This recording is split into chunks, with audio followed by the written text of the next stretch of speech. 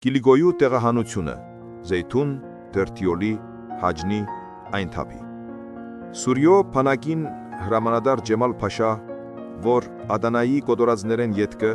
Ադանայի եւ Հալեբի վիլայաթներուն կուսակալ եղած է, նամակ մը գքրե Կիլիգոյո Սահակ կաթողիկոսին եւ գտրթե զայն, որ իր ժողովուրդը յորթորե հլու եւ հնազանդ գտնվելու։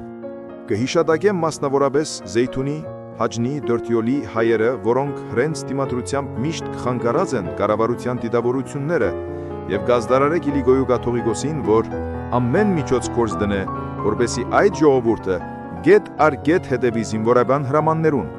եւ բարդավարը լհնազանդելու նույնիսկ երբ տեղահանության հրաման արձակուի։ Ի փոխարեն կխոստանա օգնություն եւ պաշտպանություն Կիլիգոյու տեղահան եղած ժողովրդին, եթե հարգը պահանջ է։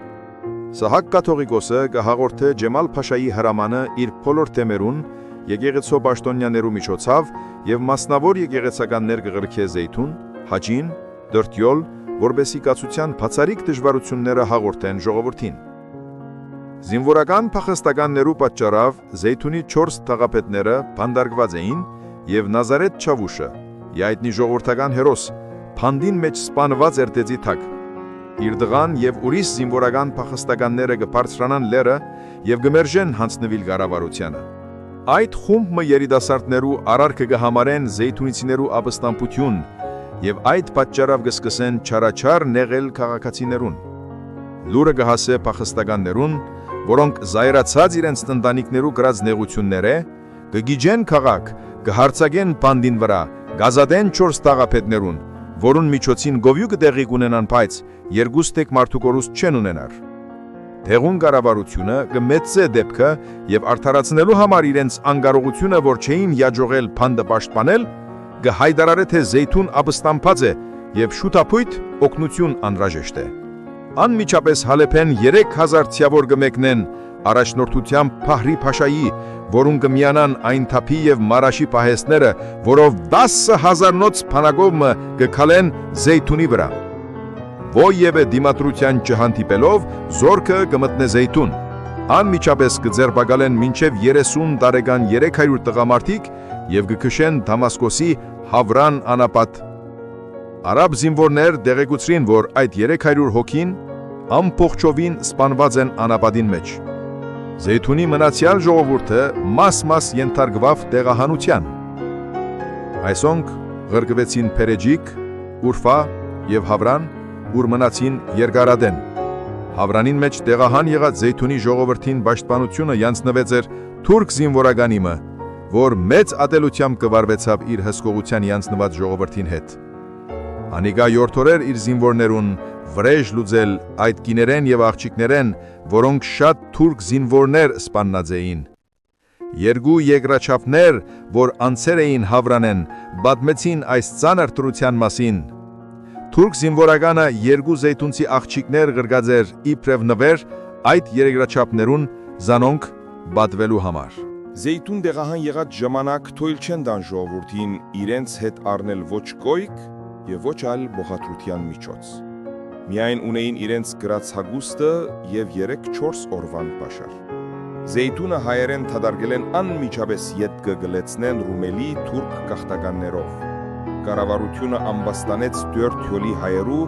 թե հարաբերության մեջ մտած են անգլիական մարտանավերուն հետ։ Եվ այդ պատրուվագով հավաքեց այրերու մեծ մասնությունը, որոնք ուղարկվեցան եւ թիրքեր շինելու, խրամներ փորելու եւ այլ ծանր աշխատությանց։ Իսկիները եւ մանուկները տեղահան ընելով ղրգեցին Հալեբ, ուր հանգիստ վիճակին մեջ կմնան։ Մանավանդ որ այրերն ալ իրենց հանձնված գործը լրացնելով եկան միացան իրենց ընտանիքներուն Հալեբի մեջ եւ շրջակայքը, ուր կսպաղեին երկրագործությամբ եւ մանր արուտրով։ Ֆահրու Փաշան Զեյթունը տեղահան ընելեն ետքը իր զինվորներով անցավ Հաջն։ Այստեղ հայ ժողովուրդը տեսածը լալով արդեն մյուս տեղերու տեղահան եղած ժողովրդին դժվարությունը խաղաղ դիմադրություն ցույց տվավ։ Ամեն ընտանիք իր տան մեջ ամրապակված էր։ Շուգան եւ փողոցները ամայի էին։ Կառավարական հրամանները, որ մունետեկներու միջոցով գծանուցանեին փողոցներուն մեջ, գարձես թե բարապ քաղաքի մգուղվեին։ Ճուզելով փուրուն միջոցներու թիմել, Ֆահրու Փաշան բանակցության մտավ դեղվոյուն երևելիներուն հետ եւ խոստումներ նելով եւ հավաստելով, թե բادرազմական անհրաժեշտություն մներ տեղահանությունը, թե ժողովուրդը անվնաս պիտի հասներ իր տեղը եւ այլն, հաջողվեցավ համոզել։ Հաջունի հայ ժողովուրդը փոխադրավ Հալեբի շրջանները։ Գիլեգյու ամենեն եւ ձանգյալ քաղաքներեն մեկն է այն թափ։ Ունի 70,000 բնակիչ, որուն 30,000-ը հայ են, իսկ մնացյալը քուրդ եւ թուրք։ Օսմանյան ժամանակության հրճագումեն անմիջապես ետքը գազմվեցավ քրթական հանձնաժողովը, որուն նպատակն էր գիլիգիցներուն յոթական օգնությամբ հաստատել բարձրակույն վարժարանը։ Ադանայի չարտը արգելք եղա այս ծրագրին։ Բայց այն թափցիկ իրենց սեփական միջոցներով բացին ջեմարանը, որուն նպատակն էր ուսուցիչներ պատրաստել։ Հակառակ, որ այն թափցիկ ընդհանրապես թրկախոս են, մեծ սեր ունին դեպի ուսմունք եւ ազգը եւ մեծ ոգևորությամբ նույնիսկ տարեց մարդիկ կջանային հայախոս դառնալ։ Ունեին 10 երկսեր վարժարան, որբանոց, արհեստանոց եւ այլն։ Բացված էին նոր լսարաններ, առանց եւ կանանց համար առանցին եւ գազմագերբած էին թատրախումբը։ Բնականեն օժատվածը լալով մեծ հարաճտատեմություն ցույց կուտային երաժշտության արվեստին մեջ մասնավորապես։ Ուսման սերը, քաղաքակրթության ընդունակությունը, որ զիրենց կհատկանշե, այն տապը դարձուցավ Գիլիգյո քրթական կետրոնը։ Իրենց դպրոցներն են, որ ամեն կողմերում կհայթայթեին ուսուցիչ, ուսուցչուհի, քահանա, վարդապետ եւ այլն։ Ամեն տարի ժողովրդին ձախքով 3 ընդունակ սանող գղրգեին Ամերիկա եւ Եվրոպա, ինչպես նաև բազմաթիվ սաներ գբահեին դեղվոյին ամերիկյան քոլեջին մեջ, որուն բոլոր աշակերտները հայեր էին։ Այն թափի տնտեսական վիճակն ալ շատ բարգավաճ էր, շրջագայի այգիները մեծ արադությամբ կուտային ամեն տեսակ պտուղներ, մասնավորապես խաղող եւ բիստակ։ Օսման սահմանադրութենեն ետքը մեծ զարգ ստացավ վաճառականությունը եւ այն թափ կետրոնը դարձավ Հայաստանի հարավային արևելյան նահանգներուն Սեփաստիա, Խարպերտ, Երզնգա, Մալաթիա եւ այլն, արհեստները շատ զարգացած էին եւ հայերու ցերքեին մանավանդ ջուլհակագործությունը։ Կանանց ցերքագործերը շատ ярքի էին, մանավանդ Ամերիկայի մեջ։ Միայն Անտապի քաղաքին մեջ շավադական 200,000 գրուժի ապրանք կդնվեր։ Այն թափ լեռնային լալով շատ մաքուր օդ ունի, արատ եւ վճիտ ջուր եւ աղբյուրներ։ Ժողովուրդը բարեկազմ է, ընդհանրապես գեղեցիկ եւ շատ ուրախ դրամատրության դեր։ Խաղաղ ժամանակ գրեթե միշտ տոնական եւ զվարթ երևույթ ունի այս շրջանը։ Երբ տեղահանության հրամանը եկավ, քաղաքին հարուստներուն մեկ մասը հաջողեցավ գաշարքի շնորհիվ այս կամ այն կերպ ազատուվիլ, կառավարությունը 5 օր պայմանաժամ դուավ ժողովրդին, որ մեն եկ թաղ-թաղը սկսան ակսորել։ Այն թափցիկ հապճեպով ծախեցին իրենց տուները եւ գոյքերը եւ գարքով, ձիահով, ուղդով կամ էշով համեմատաբար հանգիստ ճամփայելան, անդեր ցկելով իրենց շեն եւ քեղեցիկ երգիրը։ Ակսորհել ժողովուրդը բաժնվեցավ 4-5 ջուղերու, մեկ խումբը հասավ Սաժուրի կայարանը, ուր մնաց որոշ ժամանակ, հակառակ որ այդտեղ ապրիլը բավական դժվար էր։ Ես Սաջուրի կայարանը կգտնվեի, երբ տեղի ունեցավ տարօրինակ հանդիսումը։ Այն թափցի հայ զինվորները թուրք բանակին հետ կտեղափոխվեին Բաղդադ, երբ կառախումբը գեցավ եւ զինվորները իջան բահմը ջուր խմելու, հանգարց հայ զինվորները նշմարեցին խուրան բազմությունը դեղական ժողովրդին։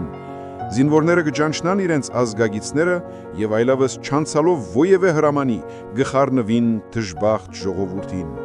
գհամբուրուվին, գգրգախառնվին, մանուկներ իրենց հայրերը կգտնեն, դողդոժուն բարավներ կփարեն իրենց զավակներուն, լաց եւ որբ կբարձրանա ամեն կողմե։ Հայ զինվորները չեն գրնար հասկանալ այս անսպասելի դժբախտության փաջարը եւ թիմելով իրենց հազարաբեդին կփողոքեն։ Ինչ իրենք երթան իրենց կյանքը զոհելու եւ իրենց ընտանիքները իրենց զավակները ենթարկվին այդ սոսկալի կացության։ Ինչ յանցանք կարող էին կործել գին ու երեխաներ, որոնց այրերը եւ հայրերը թուրքական բանակին մեջ կծառայեին։ Հազարաբեդ ալ գշուվարի, ինքն ալ չի հասկանար, գջանա ամոքել իր հայ զինվորներուն զայրույթը, որոնց մեն դժգոհելու ովևէ պատճառ չեր ունեցած մինչև այնադեղում։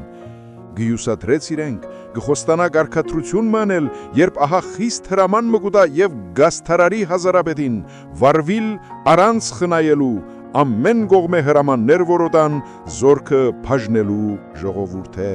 Բռնի գերբով կհաջողեն հայ այնթափցի զինվորները խլել իրենց ընտանիքներեն։ Զգուշության համար զանոնք կփանդարգեն փակ վագոններում մեջ, այսպես կբաժնվին խեղճերը,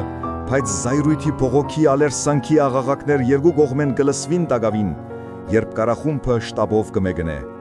Գես ճանապարհին անմիջապես որ կարելի գլա հայ զինվորները գնեդվին բադուհաններեն իրենց ընտանիքներուն օգնության հասնելու համար, բայց իբրև ըմբոստ եւ փախստական հետապնդության կենթարկվին եւ շատերը կքնթագահարվին։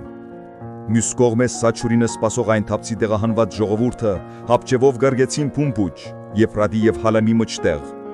Այնթափի ժողովրդին երկրորդ խումբը բերին Բիրեջիկ, ուր մնաց 20 օր լաստեր պատրաստելու համար։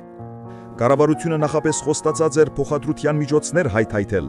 բայց վերջին բահուն հայտներ էր, թե փայտը կպակսե, կարելի չէ լաստեր տրամադրել եւ թե պետք էր ոտքով երթալ։ Այնադեն թշպախտ ժողովուրդը յուսահատած կանանց զարթեղենները կհավաքե, կյանցնե կառավարությանը, որբեսի իփոխարեն հարկ եղած նյութը հայթայթե եւ իրենք լինեն իրենց լաստերը։ Այս պատճառով 300 չափ հայեր Եփրատի դիմացի ափեն բաց օդին կսպասեին 15 զույգ լաստերու շինության։ Ամեն օր թուրքեր եւ քուրդեր կուքային աղջիկներ եւ գիներ քնելու։ Հակառակ որ այնթափցիկ միշտ սոսկումով կմերժեին այդ առաջարկությունները։ Բարեփոխտաբար հսկիչ ժանդարմաները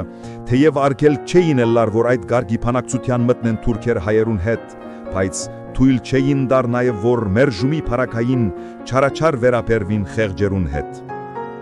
Երբ լաստերը պատրաստվեցան, ժողովուրդը ջամփայելով եւ Եփրատի վրայով հասավ Ժարապլուսի առաջ։ Հսկիչ ժանդարմաները եւ մագուկավարները անմիջապես թիմեցին դեղուն գայմակամին եւ արտոնություն խնդրեցին իրենց առաջնորդած ժողովուրդը գեդը թափելու համար։ Գայմակամը եղայտնեց, որ անոնք պետք է հասնին իրենց սահմանված վայրը։ Փոշիններուն մեջ ծածկված մեծ ու փոքր, խարն, փոգոտ, ցոնցոդին հակած կքայլեին, թույլ չէին դված իրենց ովևէ քյուղգան կառնել, հանգստանալ կամ գազդուրվիլ։ Փախստական խային երգոչեին անոնք եւ խաղալիք դարձերեին ժանդարմաներուն անխղճությանը։ Իրենց հետ գային մանուկներ, որոնք իրենց մոր գղանցքներեն քաղված կչաշկշեին։ Հիվանդ թե մադաղատ դարբերություն չուր իրենց տահիճներուն համար, որոնք մդրագի հարվածներով գհարդաթրեին, որ այդ թշպահտները յարաչանան ժանդարմաներուն զիերուն արակությամբ։ Ամենտեղ թուրք ժողովուրդը լուդանքներով եւ ծաղրով կդիմավորեր զիրենք։ Այնթափի ժողովրդին մյուս երկու խմբերը քնածքներով կրգեցան Համա եւ Հոմս։ Գիլիգիու զանազան վայրերուն տեղահանությունը հաջորդաբար դեղի ունեցավ։ Մարաշ եւ իր շրջակայքը, Ադանա եւ Մերսինը գրեթե նույն պայմաններուն մեջ զրկվան իրենց տունեն, դեղեն եւ բարեկեցիկ կյանքեն։ Հրուստները գմանային Հալեբ եւ շրջակայքը, բայց անոնք որ ովևէ միջոց չունեին իրենց ծննդավայրեն դուրս ապրիլ եւ բեր գլան կառավարությանը, կղրկվին թեպի միջակետ։ Գիլիգիու բնակչության տեղահանությունը եղած է համեմատաբար կանոնավոր, գոնե բացարձակ բնաջնջման չեն ենթարկված այրերը եւ իրենց սահմանված աքսորավայրերը հասնելու ետգե գրծած են միանալ իրենց ընտանիքներուն եւ գերբով մը կքաշքշել իրենց բաժին ինկած թշվարին կյանքը։